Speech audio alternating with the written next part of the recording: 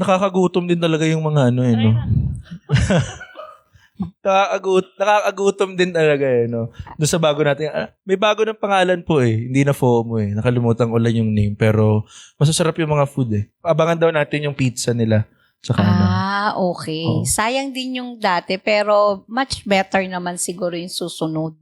Tita. Masarap yung ano nila At meron tayo dyang sample na Nakapunta ka na ba, Tibeya? Nung nagbago yung pangalan. Pangalan hindi ko ma-pronounce, kaya hindi ko na in-attempt. Sabi ko nga para si Sheska, yung isa nating editor sa Uy! Welcome po sa aming tahanan na puno ng kwentuhan. Tuloy po kayo sa kwentuhanan. Salo-salo kapiling ninyo. Ang unang salo-salo. Exclusive on YouTube and Spotify. Ayan, no? Ito na ang unang podcast ng Parish Evangelization Team. So, ang Parish Evangelization Team po, yun ang namamahala ng halos lahat po ng content ngayon sa Viva Senior Network. Ayan. Ako po si Jong mula po sa Parish Formation Team at ang Creative Director po ng Parish Evangelization Team or PET. Makakasama niyo po sa salo-salo na ito. Ako po si Bea. Ako yung head ng operations ng Parish Evangelization Team. Wow. Ako naman po si Tita V, head ng Saints and Us, ng Parish Evangelization Team. Hindi po ba kayo yung governor ng De, joke lang po. Kamusta naman Tita V? Maulan ngayon Oo nga dapat po talaga every time po nalalabas tayo, kailangan magdala po tayo ng mga payong. Mahirap po magkasakit. Tama. Kaya ingatan po ang health. Kami naulanan ho kami kanina nung bumibili ng mga gamit. Ikaw Ate Be, kamusta ka naman at maulan? Nalala ko tuloy yung expensive kong lesson sa payong. Diba? So, one time na wala akong payong, tatawid lang ako mula 7-Eleven. Wala pa akong payong. Kaya yung 153 ko, naging 300 plus. Lesson noted kay Lord. Ay, ako marami na rin akong naipong payong dahil sa ganyan. Yung biglaan, Tita. Every time na lalabas kami, lalo na punta ng Manila, tapos hindi ka nakadala ng payong, tapos biglang nag-change yung weather, Tama po. uulan, mapipilitan ka bumili ng payong sa bangketa. Mahirap din kasi dito yung magdala ka lagi ng payong no? Mabigat din kasi. Mabigat, no? Parang ang hirap-hirap bit-bitin lagi. Yes. No? Speaking of bit-bit, no, Tita? Ito yung mga tao na laging binibit-bit ang simbahan pagdating sa mga animations, pagdating sa iba't ibang mga gawain, para sila yung bumibit-bit sa mga events ng simbahan kasi sila yung literal na taga-bit-bit. At saka sila yung very active. Tama, Tita. Every time na may mga events, talagang napakasisipag nila. Tama, Tita. At para ipakilala, Tita, Ate Be, do the honors. Bakit kasi ako? Pero yun nga, kasama natin yung bisita natin ngayon sa unang episode. Bisita namin sa unang episode ng Kwentuhanan.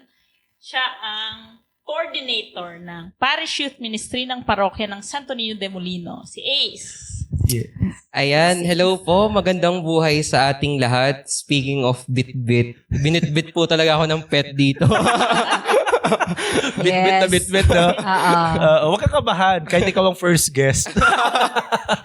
So, sa'yo talaga, do the honor. Hello, Ace. Kamusta ka naman?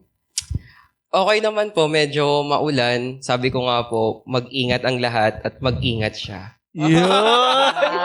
Secret!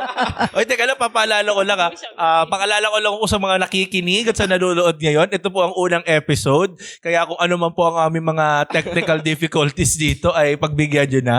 Parang sumisenya ata na medyo kailangan nating ilapit ang mic natin para daw marinig pa tayo maigi. Sensyahan nyo na ho kami. Kinakabahan ho kaming lahat kasi first time ito. Ayun, Tita, sabi nga ni Tita, ingatan daw, Tita. Pero Ace, kwento mo naman kami, kailan ka ba nagsimula bilang lingkod simbahan? Kailan ka tinawag? Parang gano'n. Actually, batch 2019 ako sa PYM. Pero nakilala ko ang PYM o yung mga kabataan sa simbahan year 2018, December. So, yun yung Simbang Gabi season. Yun din yung Year of the Youth na sumasayaw sila nung barkada ni Jesus. So, kami kasi, yung ate ko, yung tita ko, mga parishioners lang kami dito. At talagang nasa tradisyon namin kinukumpleto yung mga simbang gabi, yung 9-day simbang gabi. Tapos, nakikita ko yung mga kabataan na sumasayaw sa after ng misa, yun nga yung yung barkada ni Barkada Jesus. ni Jesus. So parang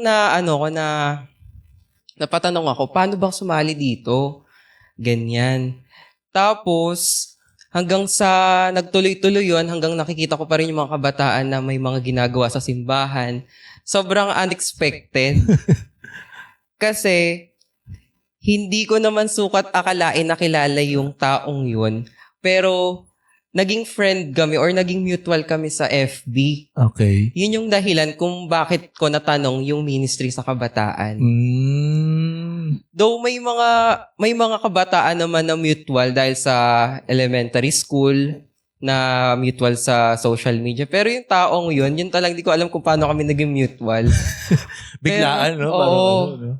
Pero yun, doon ako nagtanong kung paano sumali, ganyan. Tapos hanggang sa na-endorse na ako kay Kuya Jong, naging part na ng barkada ni Jesus, tapos iba't ibang committee, makabayan, makakalikasan, makatao, makadiyos. So doon nagsimula. Oh. Like, pertaining ng PYM is Parish Youth Ministry, no? Para sa mga hindi nakakaalam. Tapos, ayun, sumali ka sa iba't ibang committee. Ano ba yung kasi nabanggit mo PYM ang una mo talaga. Ano yung unang hinawakan mo na position sa PYM? Ayun, ang una kong hinawakan sa PYM, syempre yung formation committee. Eto. Eto Mukhang may na. kwento. Pakinggan natin to. Eto May na kwento nga. to. Ano nga? Ayun. Formation committee, dahil mahal ko at hilig ko yung mga public speaking, yung mga nagbibigay ng basic orientation seminar, tapos yung mayroon kaming tinatawag dati na youth pahayag. So, ang una kong hinawakan is yung formation committee. Yung formation committee, kami yung nagbibigay ng mga basic orientation seminar sa mga papasok na new members na kabataan para ma-orient sila kung ano ba yung laman ng PYM. Tapos, ayun. Kamusta naman? Kamusta naman? Kami sa formation dati talagang competitive kami. Kasi, kasi ang ginagawa namin, sa amin nag-uumpisa, sa amin nagsisimula yung mga members. So, gine-gatekeep namin. As much as possible, gine-gatekeep namin yung members. Pero wala eh. Kasi merong cool sports, merong ano pa ba yung apostolate. So, yun. So, talagang nung mga panahon namin, yung generation namin nun, talagang yung mga committee, talagang mga competitive kasi paramihan kami ng mga members sa mga committee namin. So, ayun. Awa ng Diyos. Ano nga mga committee yun? Nakalimutan ko na eh. Formation, apostolate, cool sports. Cultural and sports. Cultural and sports. Ano pa ba? Documentation, meron na. Documentation. Meron na. Tsaka, makalimutan isa. Spiritual. Spiritual committee. Oo. Hindi, kanina kasi, sabi ni Ace, nung paano siya napasok Tita. sa simbahan, sa paglilingkod. Parang naisip ko lang, si Lord kasi talagang may ina-assign siyang someone to really lead you on. Di ba? Parang kanina, sino ba yung of all people, pareho kayong magkasama sa Facebook, diba? So, parang talagang ginaid ka na I will send somebody na parang angel ba para ikaw ay ma-lead dito sa simbahan. Tama. Oo nga, no? Kasi, diba? tita, parang kilala ko yung tao eh. Hindi kayo same ng school eh. Kasi ka-schoolmate ko yun eh. No? So, parang random nga naman na talagang nag-meet, mutuals kayo, tapos nagkausap. Kasi naalala ko pa to eh. Tahimik pa to eh, dati. Kasi wala. Ayan, yan lang ang naririnig namin sa kanya. Yung tawa lang niya. Tawa lang. Ayun, no? Pero kamusta ka naman nung nagsisimula ka sa youth ministry? Kamusta naman ako na nagsisimula? Siyempre, napaka-overwhelmed. Kasi kahit yung family ko, nagulat eh. 'Di ba? Sabi ko nga kanina, yung taong naging dahilan kung paano ako napasok sa simbahan, sobrang unexpected, 'di ba? Siguro yun talaga yung binigay ng Diyos, 'di ba? Kahit hindi ko man siya mutual kung saan mang parte ng buhay ko, pero yun yung binigay ng Diyos eh. Pero nung nagsisimula ako, sobrang overwhelming kasi hindi lang PYM yung napasukan ko. Sino pa ba? Napasukan. Sino ba? Mali! Mali! Diyan yung Scotty Bea. talagang pinaka-secular sa podcast. Wrong question. Sino? Ano pa ba? Ano pa ba? Ano pa ba? Ano pa ba? Ano pa ba? Magkakaroon na po ng bagong orchid ng pet next time. Hindi na po ako for sure. Ano pa ba? Ano pa daw ba? Hindi, meron pa akong natuwa ako nung kay Ace, di ba? Nung bago siya maging coordinator. At talagang wala siya nung nagbotohan. Absent siya. And yet, siya talaga yung nanalo. So, nakakatuwang maisipin, no? Na talagang ikaw ay para talaga sa PYM. Kahit na anong gawin mo, kahit na magtago ka kung saan ka pa man naroroon, pag ikaw ang pinili, ikaw pa rin talaga. So, pinili ka ba? Pinili ka talaga. Pinili ako. Diba? Ako na to. So, ramdam mong pinili ka. Tama. Totoo. Ni Lord na. Ni Lord. Ni Lord. Amen. Amen. Ano? Para si Ate Bebe gustong sabihin eh. Hindi ko lang ano. Kasi nga, sabi mo pinili ka. Sige, we'll trust you na lang sa pinili ka. Dahil pinili ka, ano yung mga natutunan mo sa unang taon nung pinili ka? Can be siguro as member or doon na tayo sa as head nung nag-head siya ng PYM. I love the fact na wala siya doon tapos na-elect siya. Oh, Oo, totoo yun. Yes, Parang totoo ako yun. Comelec doon eh. Ako ata Comelec Totoo doon. yan. Hindi ko matandaan kasi surprise eh. 2023. Nagulat na lang siya pala ang 2024. coordinator. Nagulat siya, akong coordinator. Three. Ganon. 3 or 2024. Nasa ganong taon. Yun no. Natutunan, siguro yung mas nakilala ko yung sarili ko. Kasi dun nga sa isang taon na nagsimula ako, parang nakilala ko na yung PYM, may nakilala pa ako para sa sarili ko. Yun nga yung nakilala ko yung PYC, yung Parish Youth Choir. So, nagka-choir kami dati. Kasi ayan, kasama namin sila Kuya Jong. Tapos yung iba pang mga batch 2019, 2018. Tapos, naging part din ako ng drum and lyre. Nung pagkapasok ko, ilang buwan lang, sumali na rin ako nung drum and lyre. So, natutunan ko, syempre yung kilalanin pa yung sarili ko, kung ano pa ba yung mga pwede kong angkupan sa simbahan bukod sa ministry sa kabataan. Oo, no. Minsan nagsisimula lang sa isang spark. Lahat Yes. ng alab sa paglilingkod eh. So, Yes. kagaya nga sila sabi ni Ace Tita, galing lang sa tinawag lang ako para mag-PYM pero ang dami ng opportunity. At ngayon parang may bago kang org, di ba? Parang ano nga yun? Madagdagan yun eh, hindi lang DLC. Ano pa? Ako ay member na rin ng ministry sa Panlipunang Komunikasyon. Wow! Wow. MPK. And lastly, syempre ang aking pinapangarap, ang commission readers. Yan. Talaga lahat maraming pangarap na maging commission reader. Commission reader. Yes. Para ikaw din, Tita B, no? Opo. Kayo Magkakabatch kami ni, Kabatch ko po actually siya. magkakabatch kami ni Ace. Mga commission readers. Magkakagroup pa kami. Wow. Magkano naman ang commission? Ayun lang. Iba ba yun? Iba ba Yun yun? yung commission reader na walang komisyon.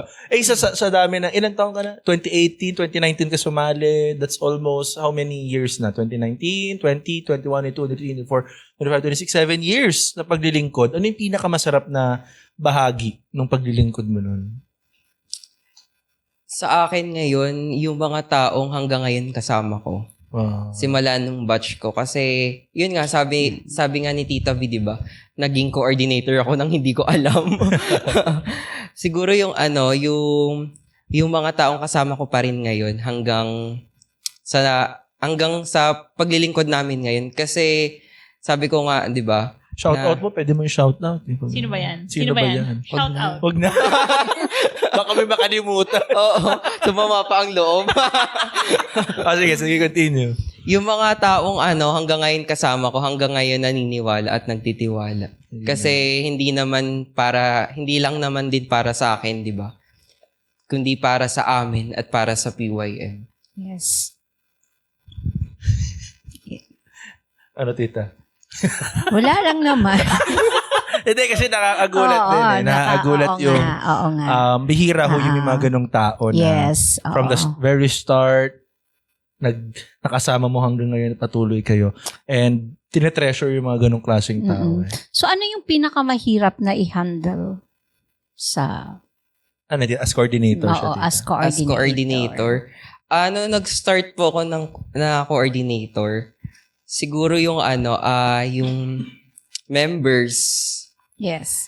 Sabi ko nga po, last meeting namin, sabi ko, ang PYM ay laging bukas ang pinto or laging nandyan habang buhay nasa simbahan.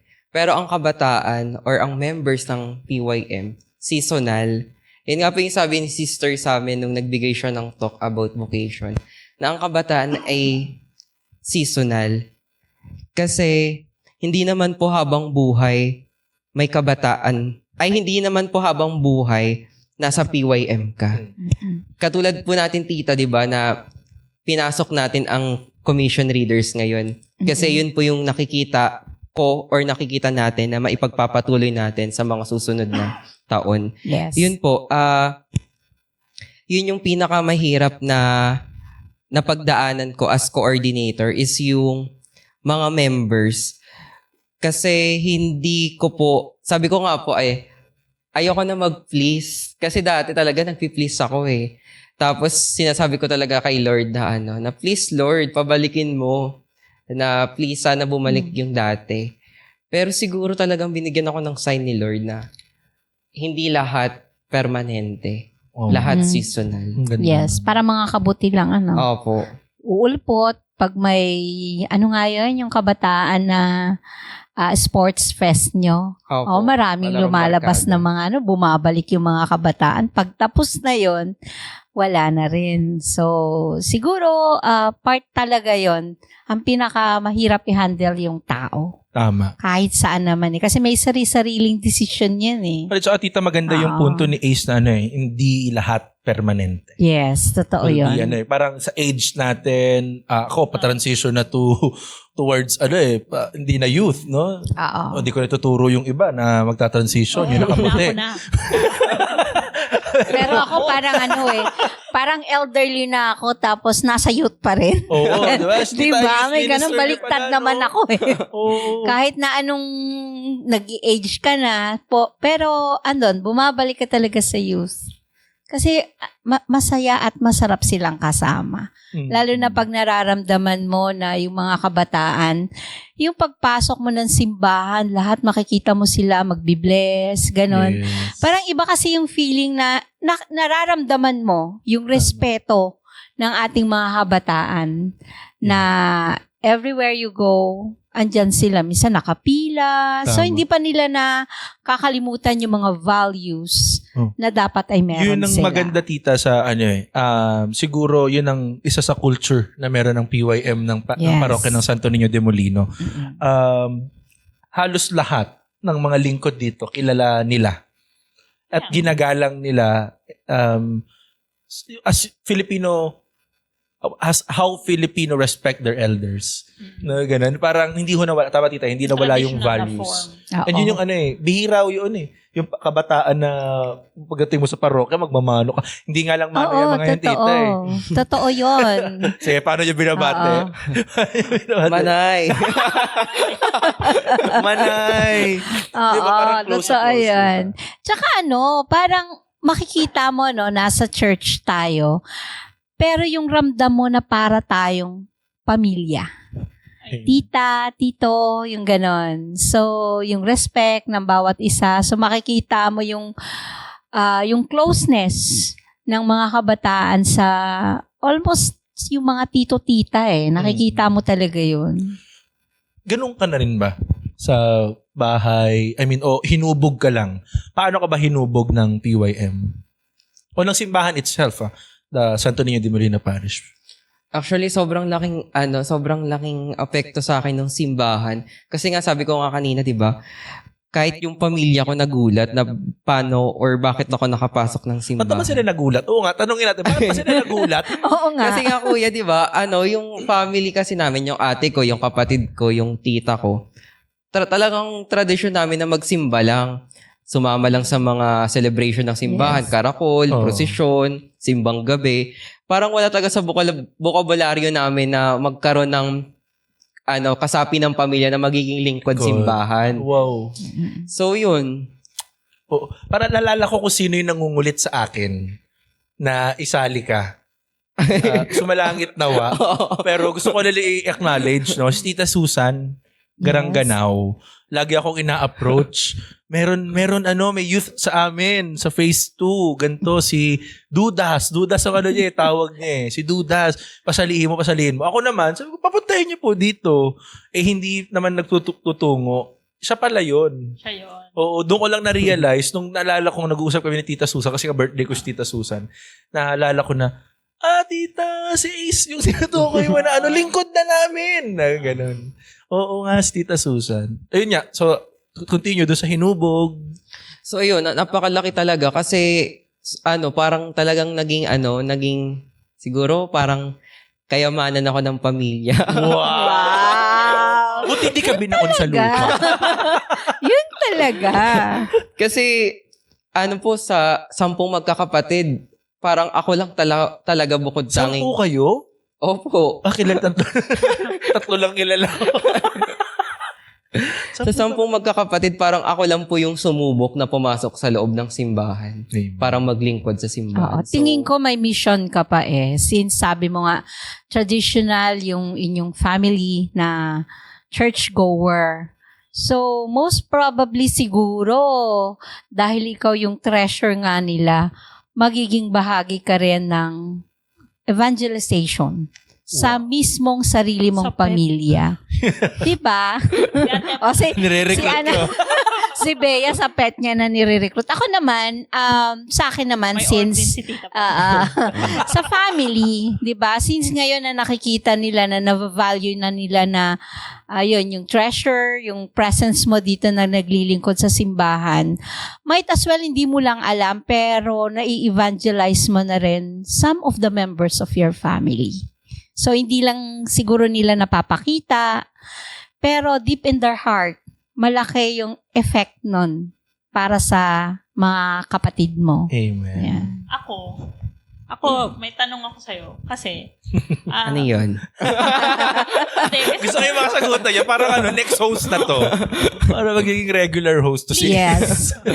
hindi, kasi for me, yung experience niya na siya lang yung nasa family. Diba? Siya lang yung nasa family na sumubok. Ramdam ko rin yun. Kasi alam mo yun, yung matatawa yung pamilya mo na, magsaserve ka. So, Totoo ba? Parang ganun. Since iba yung commitment na kailangan doon, ang gusto kong itanong is, sa experiences mo so far, lalo na dahil nga yun yung background mo, ano yung mga bagay na nagpatibay ng commitment mo? So, parang, sige, nandito na rin lang ako, di na ako gigive up. Meg. Natatawa lang ako. Sisingit ko lang bago mo ibitaw yung tanong. Kasi yung isa ho naming PA, sumisiksik dito sa may gilid. Sumisiksik siya doon sa may electric pa na nakaharang. Pwede naman siya umikot doon sa likod. Sino? Yung naka-blue. Yun. Tatawa ako kasi na-realize ko lang, naghihirap siya sumiksik doon. Anyways, kaya natatawa ako. Sorry po. Continue. Ayan. Back to the question. Podcast na to talaga eh. Ano ulit? De, pero yun nga, kasi yun yung background mo. So, iba yung feeling ng commitment na, for example, yung kila tita. Kasi di ba sa inyo tita, kasama nyo si Aya. And then it's very natural for you na magkasama kayo. Mm-mm. Since kahit po, di ba tama nung nasa Mindoro po kayo, ay Yes. may service na talaga kayo sa church. Ako ay secular na secular. Kaya curious ako dun sa kanya. Ano yung mga experience na nagpatibay ng commitment mo kahit dun ka nagsimula? Sa ganong background ka nagsimula. Nagpatibay ng commitment.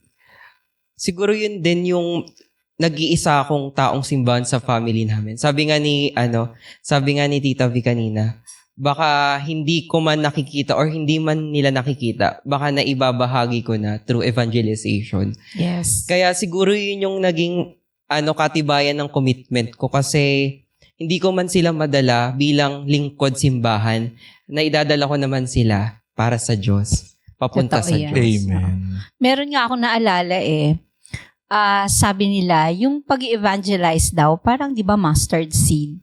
Akala mo lang wala. Pero eventually, after ilang panahon, meron palang pinatunguhan Tama po. yung pagpupunla mo nung seed na yon. Hindi man siya masyadong halatang halata, no? Pero magugulat ka na lang isang araw. Malay mo yung kapatid mong bunso, ma-inspired din na mag-serve sa church. We look forward to that. And naalala ko, tita, isa sa pinaka tumatak sa akin na pinagmalaki ni Ace Yes. na bagay. Sabi niya, Kuya, dinala ko sa school yung mga proposals natin dito. So, hindi, talaga? the way we Oo. propose projects, the way Yes. binitbit niya sa school. So, yung practices niya dito sa church, nabibitbit niya. Siguro medyo secular yung trabaho na ginawa. Yung trabaho kasi proposal medyo technical. Pero kasi yung the moment na merong natutunan sa church na binitbit sa iba, still it's evangelization na may natututunan palang ganitong klase sa loob ng simbahan. Yun yung na-amaze ako na parang hindi kasi ako verbal na hindi ako expressive pero na-amaze ako doon. So, wow, this is a great one. Parang ganun. Kaya nung pinapapili ako, sinong mga susunod? Isa yan sa lineup Si Ace talaga isa lang Nung di lang talaga siya active nung panahon na yun. No, pero, sorry po. Isa talaga siya sa lineup kasi napakahusay. Lalo nang especially nung naging leader pa siya sa school. Hindi natin papangalanan. No? Napakagaling. Napakahusay. Wow. So, Kilig yarn. Yeah. So, dun sa pagsiserve mo, Ace, ano yung madalas na maling akala ng iba? Bilang PYM, Oo. bilang naglilingkod, ano yung nakikita mo or na naririnig mo sa iba na maling akala about sa Ministry. ministry? Actually, tita, sa family, parang syempre may mga side comments sila kasi hindi naman po sila talaga familiars kung ano yung mga ministry sa loob ng simbahan. Yes. Parang nagtatanong kung ano ba yung ginagawa namin, ano ba yung ginagawa ko. To the point na parang yung tanong pa po na na pangsimbahan pa ba yan? Yung gawain na iyon. Kasi syempre yung ministry sa kabataan po, especially nung panahon namin, parang wala naman po talaga siyang serve sa loob ng misa. Ang pinakapaglilingkod po namin ay syempre sa community, magbigay ng mga programa para sa mga kabataan ng simbahan, ng community, 'di ba? So talagang malaking tanong 'yun para sa family ko una na ano ba talagang ginagawa ninyo? Yes. Kasi parang ang alam lang po nila kapag nasa simbahan ka, kapag lingkod simbahan ka, nakikita ka sa misa. Pero hindi po nila alam Oo. kung ano pa yung iba't ibang uri ng paglilingkod. Well, actually, guilty ako dyan. Alam mo kung bakit? Bilang nanay, kasi di ba kasamahan nyo nun si Aya, grabe namang makapagpuyat. Ano ba? May ginagawa pa ba kayo sa simbahan? Ano pa bang mga activities nyo? You're supposed to go home na ng ganitong oras. Di ba? May ganun may ganung aspect sa mga magulang na nagda-doubt sila kung ano ba yung ginagawa sa simbahan. Parang, tama pa ba to? Gabing-gabi na. Pero ngayon, na-realize ko rin naman na, well, may reason kung bakit ginagabi. So, may dahilan din na siguro part din ng relationship na nabibuild ng mga kabataan yun. Yung kahit na ngayon, importante lang na alam mo yung kasama ng mga anak mo. Pag mga lingkod simbahan yung mga kasama, parang, well, medyo kampante ka. Kasi minsan, pag lumabas yung mga anak natin, di natin alam anong klaseng barikada ba yung kasama nito. So, bilang magulang, yun yung nakita kong advantage. Pag ang mga kasama ng mga anak mo ay lingkod simbahan, alam mong hindi sila gagawa ng against, Tama. no, sa values ng mga kabataan. Ayun tita yung sama-sama kasi yung kagaya ng salo-salo tita ay yun ang nagpapatibay din sa samahan ng youth ministry, di ba? Hindi naman ho yung basta trabaho lang sa loob ng ministry. May dagdag lang ako dun, Ace. Actually nakalimutan ko yung tanong ko. No, pero related sana kasi doon sa ano yung mga misconceptions bukod sa family. Ano pa ba? Yung mga misconceptions ng iilan sa youth ministry. Ito na nga ang pangalawa. Yeah. parang parang ang homily lang ni Father Conrad, no? 3 puntos. Go. Misconception. Siguro yung yung mga nakakasama ko sa school, sa labas. Oh. Kasi hanggang ngayon naman, dala-dala ko yung parang ang hirap ipaliwanag sa kanila kung ano ba yung ginagawa namin sa simbahan. Kasi nga po sabi ko kanina, di ba, na ang point of view or ang mindset ng iba kapag hindi takong simbahan, kapag sinabi pong nagsiserve sa simbahan or lingkod simbahan, yun po yung nakikita sa misa. Part Yes. ng mass, merong altar server, lector, LM, at kung ano pa man. Yun po yung hindi malinaw sa kanila, yung parang napapatanong sila na ano ba yung ginagawa ninyo dyan? Tapos, magugulat na lang sila, magbabanggit ka po ng PYM, hindi naman po sila aware doon, hindi sila familiar doon. Especially doon po sa, nung grade 11, grade 12 po ako. Kasi yun nga po yung ibang proposal, yung mga program, talagang shinare ko po sa school ko sa Aquinas. Nagugulat sila na ano ba yung ginagawa namin? Ano ba yung role namin sa simbahan? Paano ba kami nagsiserve? Kasi nga po, hindi nila alam at hindi sila aware. And lastly, yung mindset nila na pag nasa simbahan ka, banal ka na. Yung mga ganong bagay po. Kasi actually, hanggang ngayon naman po parang dinadala ko or dinadala namin. Kasi hindi naman po lahat talaga, di ba, nasa simbahan or aware sa nangyayari sa simbahan. Parang ang nagiging mindset po sa'yo na taong simbahan ka pa man din, pero ganyan ka.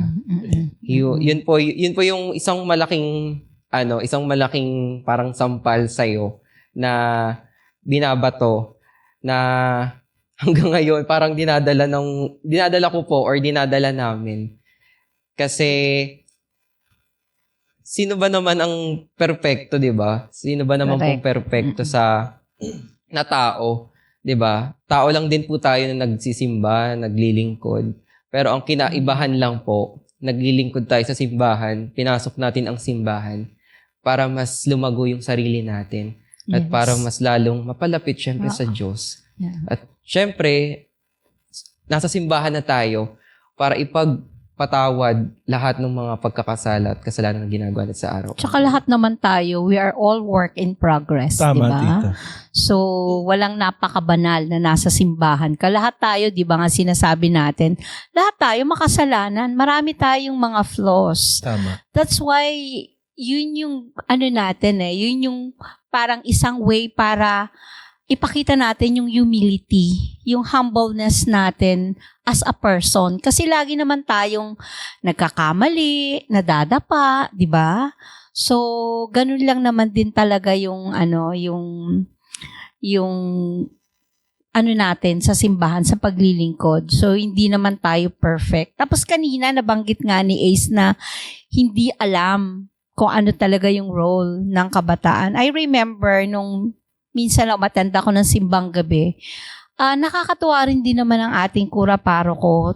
Pagka yung mga decorations sa simbahan, sinasabi niya yon na itong mga ito ay ginawa ng kabataan. From Ito ay scratch. pinaghirapan ng kabataan. So, that way na-recognize yung yung pagod natin, yung effort natin. So, alam natin na lahat ng efforts ng mga kabataan, hindi naman yan tinatago na lang eh. Tama. So, one way din para ma-inspire sila is to recognize. Kasi, naman nila yon? Deserve nila. Deserve. Yung pagkakasabi ni Tita Deserve Bea, yun. Deserve. Deserve nila yan.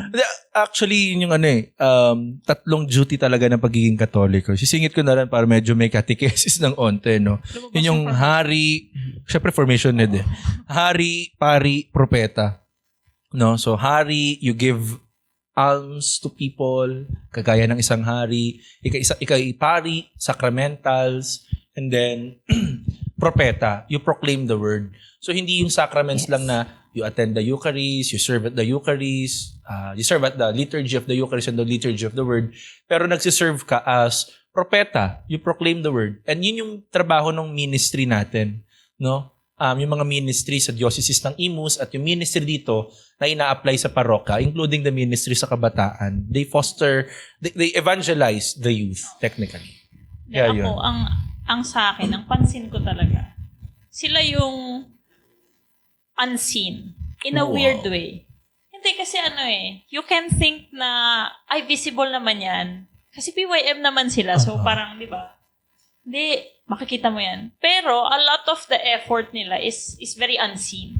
Yes. Kaya, dun sa subject ng unseen effort, kasi nanggaling tayo sa misconceptions, di ba? Tama. Nanggaling tayo sa misconceptions, anong hindi nila inaakala, anong hindi nila naiintindihan. Dun sa part ng unseen effort, gusto kong ungkatin.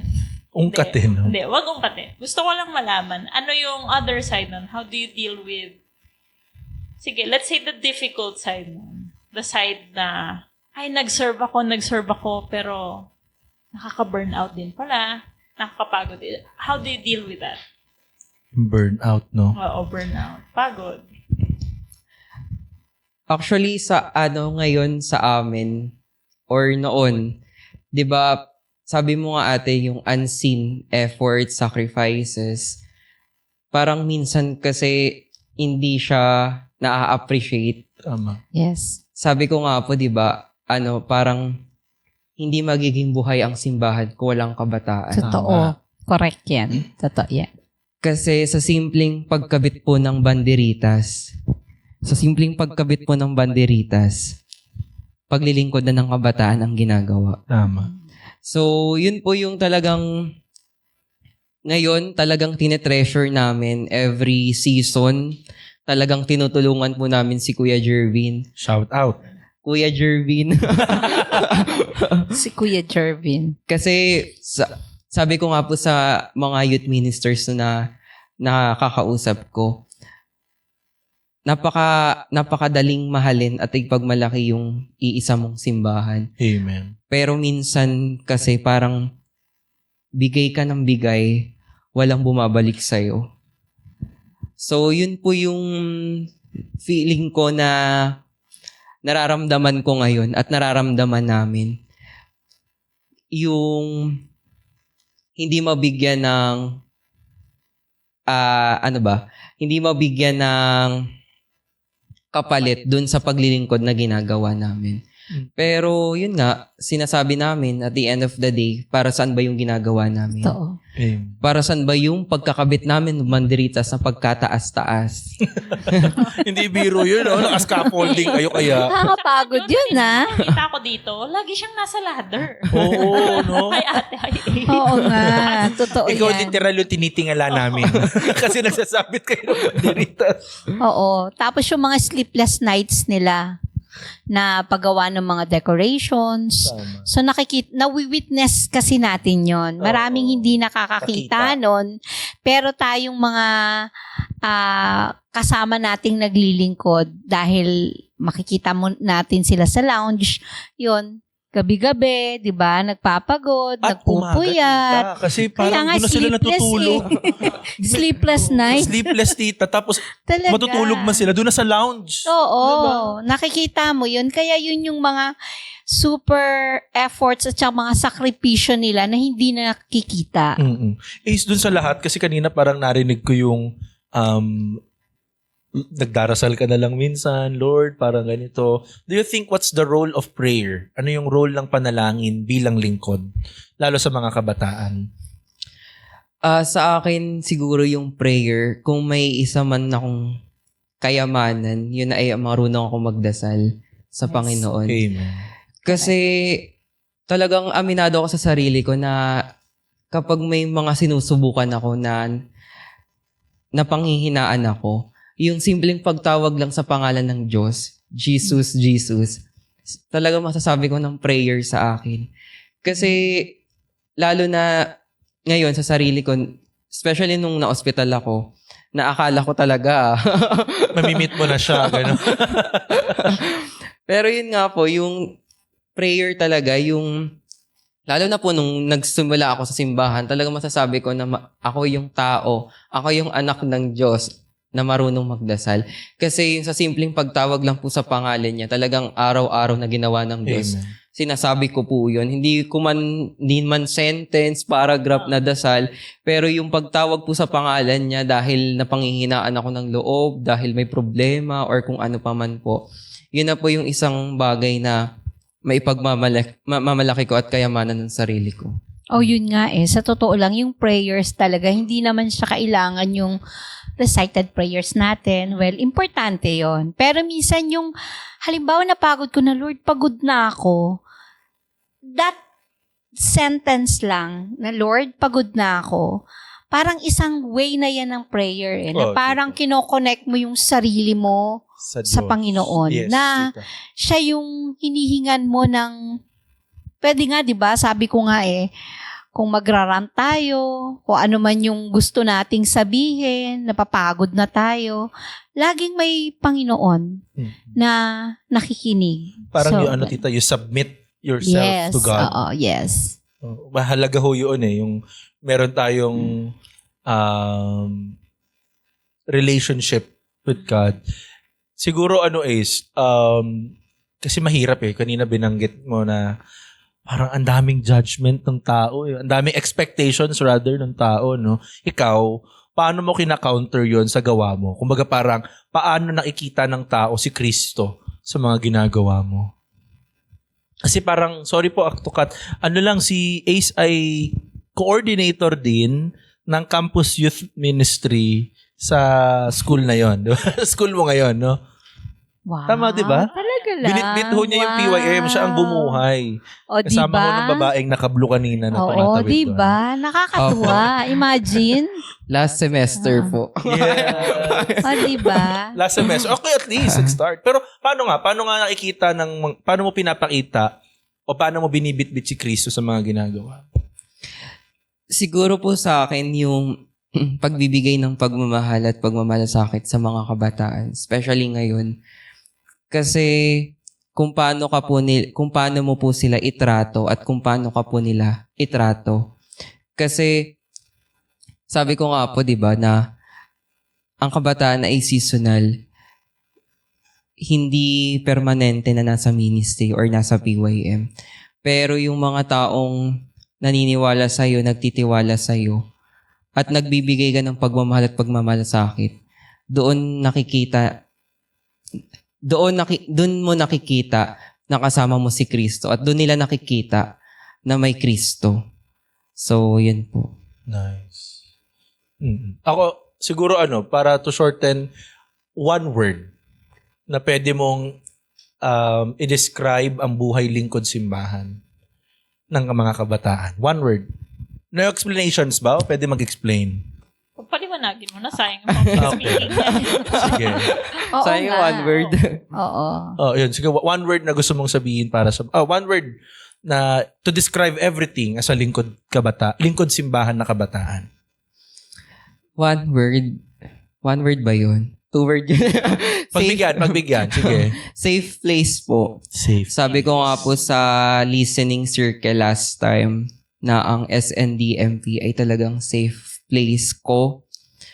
Kasi at the end of the day, talagang babalik ka po sa simbahan.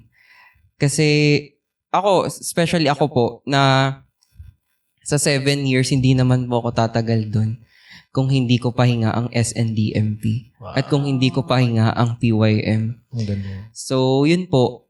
Hanggang ngayon, nakakapagod man, may mga pagsubok na darating, mga problema na darating, seasonal man ang mga kabataan.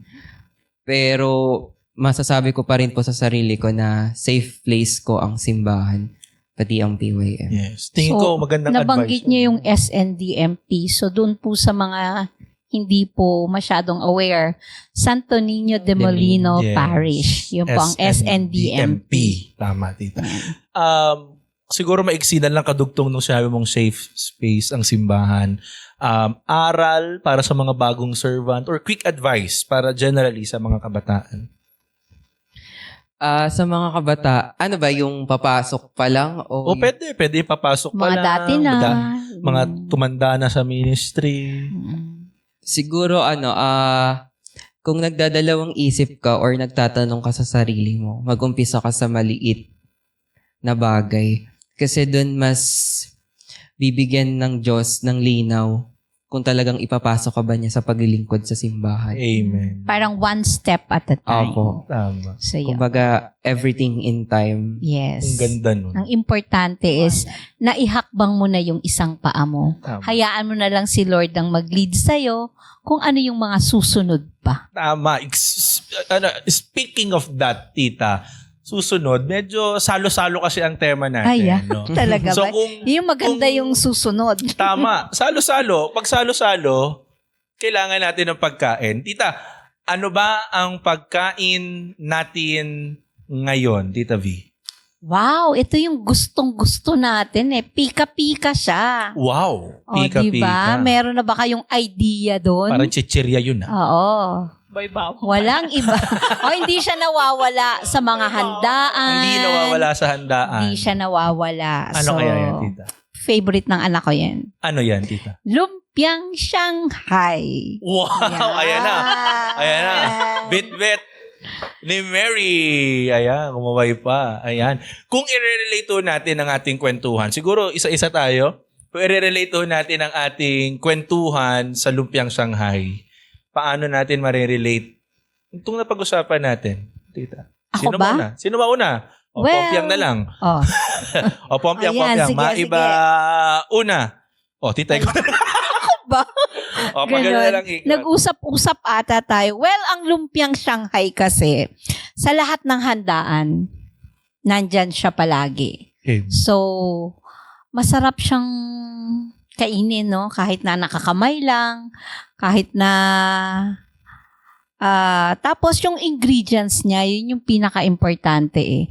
Ang dami niyang ingredients and yet, pag pinagsama-sama mo talagang, ayun, Parang diba? kabataan. Tita. parang kabataan. Hindi nawawala sa Iba-iba simbahan. yung personality. Tama dito.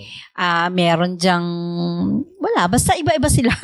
Oo. Pero pag magkakasama sila, they act as one, no? Serving the Lord. Oo, tita, parang yung baboy, carrot, celery. Yes. Pag So pinaghalo-halo, parang, pag pinagsama-sama, pag nawala yung isang ingredients na yun, parang may kulang. At ganoon yung mga kabataan, tita, sa loob ng simbahan. And dudugtong ako na sinabi ni Tita V, no, hindi nga nawawala ang Shanghai sa handaan parang mga kabataan. And I personally believe na kulang talaga ang handaan pag walang Shanghai as much as kulang ang simbahan kapag walang kabataan. Totoo. And ang kabataan hindi lang nagdadagdag kulay at buhay sa simbahan kung hindi sila ang ngayon at ang kinabukasan ng simbahan.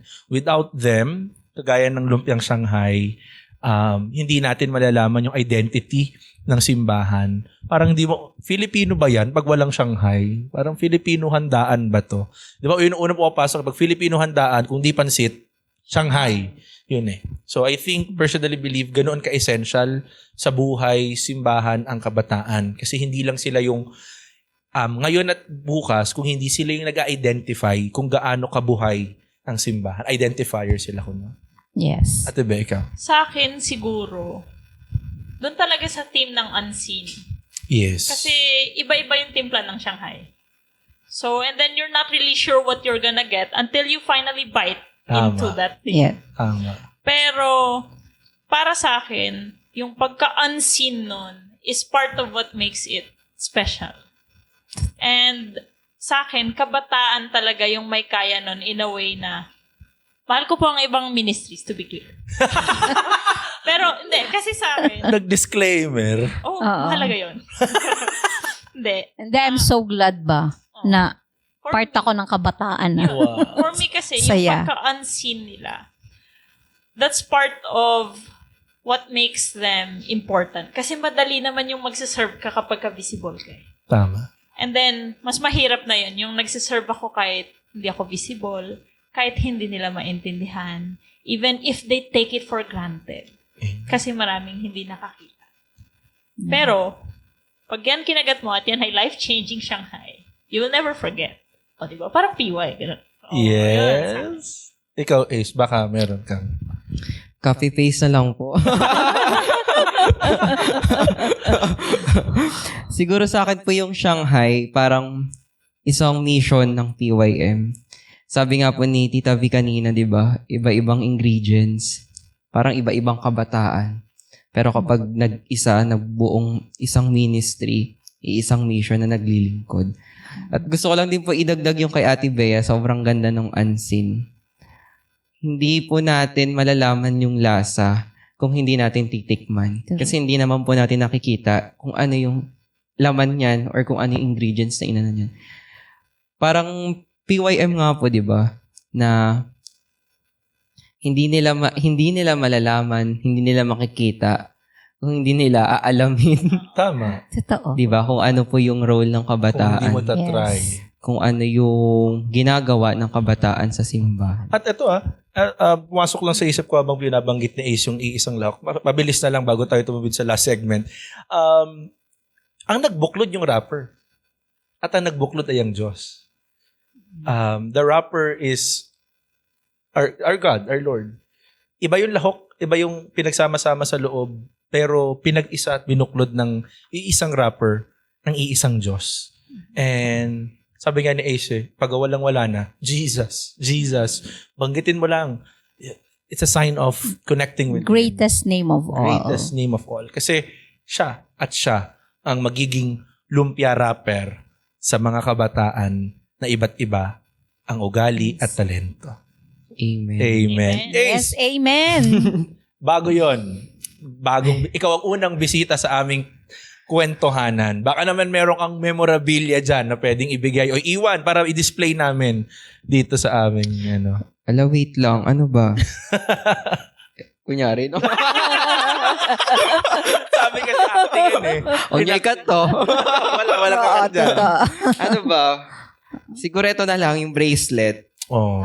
Bakit? Bakit yung bracelet? Kasi, ano ba? Andito kasi yung image ni Mama Mary. Nice. At saka andyan din yung cross. Yeah. Siyempre. Iwan natin siya dito. Kaya nga kailangan natin dito ng shelf. Baka naman. Baka po may gustong mag-sponsor. Tama. Ideally po 3 levels. No, 5. Mataas dapat. Oo. Ano, Ate Beth? Saya. So, ayun. Thank you sa pagsama sa amin sa pagiging bisita ng first episode ng Kwentohan. Yun. At Thank you rin sa paiwan. thank you din sa paiwan. At thank you rin po sa lahat ng nakisalo sa amin through Spotify and YouTube. So, aantayin po namin kayo sa susunod na salo-salo. Tara, kainan na! Tara, kain na, manganta! Ayan, wow. Ayan. Ayan po babaeng naka-blue. Ayan po yung babaeng naka-blue. Ayan. Let's go, guys! Kain na tayo! May joke rin. Oo nga. Takpan nyo, dito tayo sponsored niyan. Yay! O, eto yung sa FOMO. Yes. Yung Dating FOMO. binigay nila. Dating FOMO. Snare. Yeah. Ang hirap naman banggitin yan. Baka hindi ko in-attempt. Hindi ko talaga in-attempt. Tara, kain na. Yay! That's it. Let's eat. O, so anong susunod natin? Di ba kailangan ng prayer before meals? Sabay-sabay tayo in the name of the Father, the Son, the Holy Spirit. Amen. Bless us, O Lord, and these thy gifts, which we are about to receive from thy bounty through Christ our Lord. Amen. In the name of the Father, the Son, the Holy Spirit. Amen. Yan.